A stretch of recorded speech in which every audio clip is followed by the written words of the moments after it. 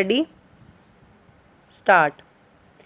I am happy to be in the midst of veteran workers with lifelong devotion to the cause of rural welfare. Stop.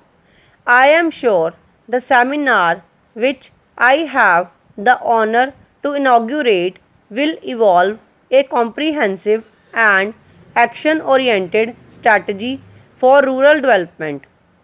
We cannot forget that more than 80% of our population lives in rural India, and the progress and prosperity of our nation depends entirely on how far we are able to improve the economic and social life of the rural masses.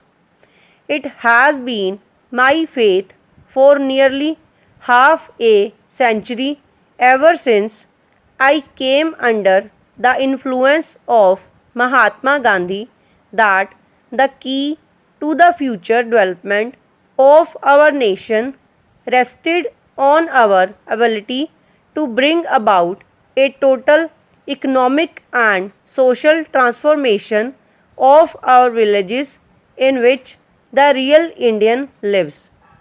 As a matter of fact, I prepared a blueprint on this question and sent it to Pandit Jawaharlal Nehru, where I mentioned the need of organizing the 700,000 villages in the country on a purposeful basis. At that time, I felt that if we could have one dedicated social worker for every 7 villages, we would be able to energize the rural folk.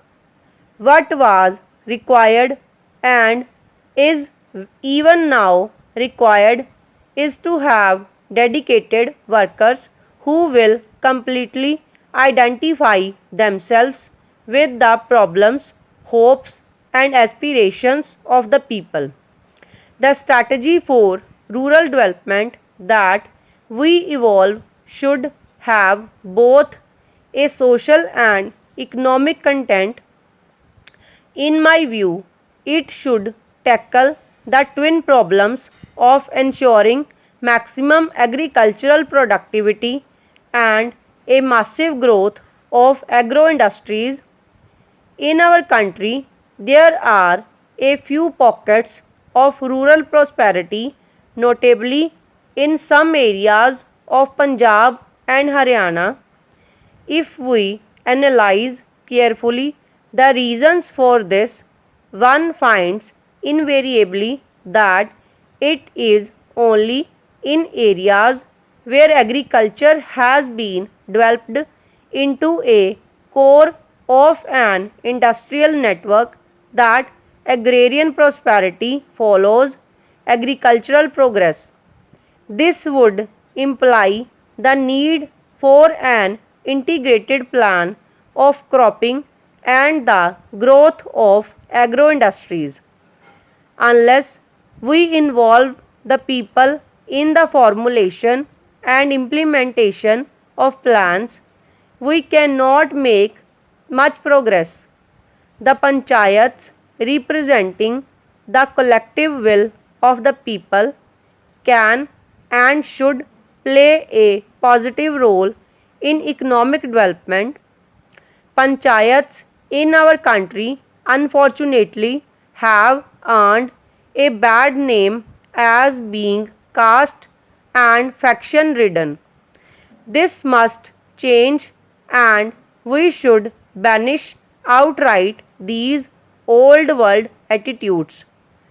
For rural development to be most fruitful, panchayats and panchayat organizations should be made the most effective instruments.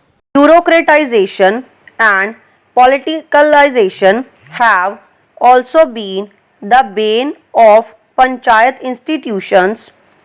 These factors could be obviated by emphasizing social accountability and voluntary action at grassroots levels.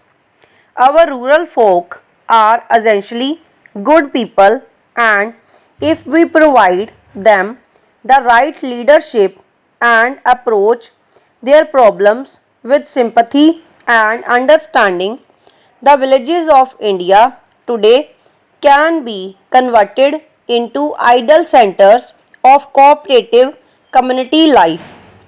The progress of the entire nation depends upon the progress of the rural community.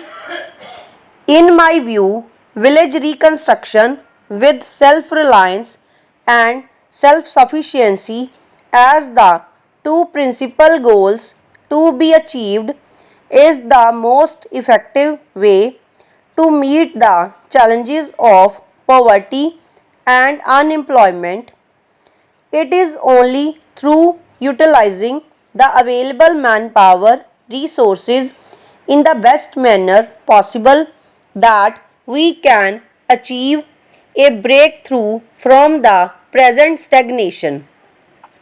You are well aware of my emphasis on that setting of the landless through land colonization schemes. While land may be allotted to individuals, it must be ensured that it is not transferred. In our anxiety to provide land to the landless, we are not embarking on programs by which we are trying to give pattas and rights to individuals. Giving of an acre or two to an individual landless farmer, in my opinion, does not solve any problem, for he does not have the necessary wherewithal for the development of the land and putting it to productive purpose. Such uneconomic holdings usually go back to the money lenders or to the big farmers who try ultimately to deprive these poor persons of the land. Whenever we give land to the landless, it must be made clear that they should form into cooperatives so that they can jointly cultivate it and derive maximum benefits.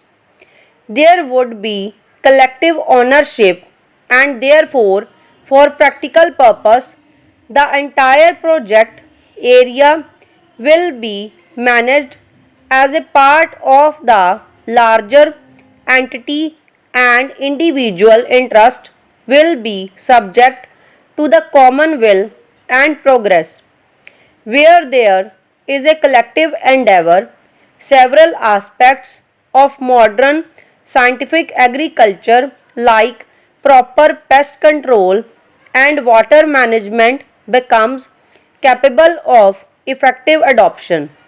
The essence of my program is that all available land will be put to agricultural activity with a vast network of small scale industries growing around them.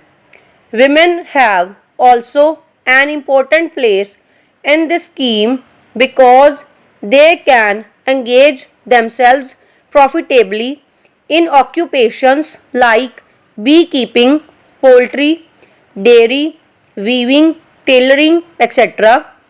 This, in my judgment, is the best way to raise the standard of living in our country by providing full employment to our masses. Stop over.